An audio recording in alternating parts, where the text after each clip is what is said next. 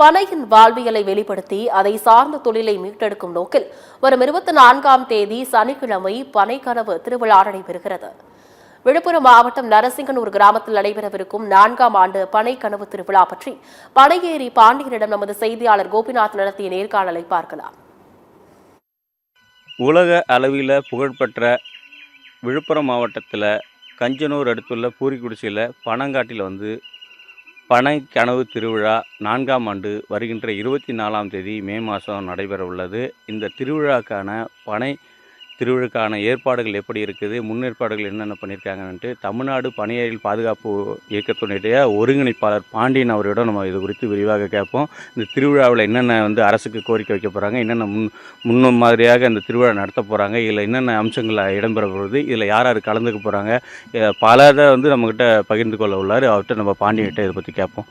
Sir சொல்லுங்கள் sir. என்ன நம்ம பனங்காட்டில் இப்போது வருகின்ற மே மாதம் 24ஆம் தேதி நடத்த போகிறோம்.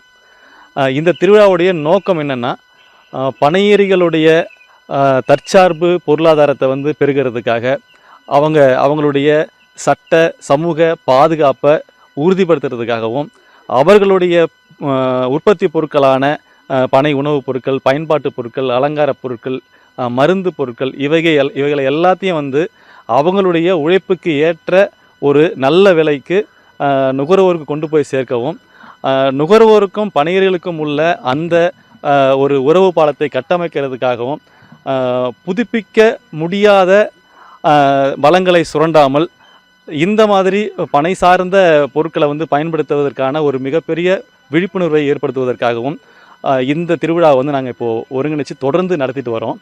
ஒட்டுமொத்த இந்த பனை திருவிழா நோக்கம் என்னவென்றால், பனை மரத்தில் வருகின்ற அனைத்து பொருளும் உணவு பட்டியலில் சேர்க்க வேண்டும். பனையினுடைய நோக்கமே கல்லுக்கு தடையை நீக்க வேண்டும் என்று தான் இந்த திருவிழாவே நடைபெற உள்ளது என அவர் தெரிவித்துள்ளார். சத்தியம் செய்திகளுக்காக விழுப்புரம் மாவட்ட செய்தியாளர் எஸ். கோபிநாத்.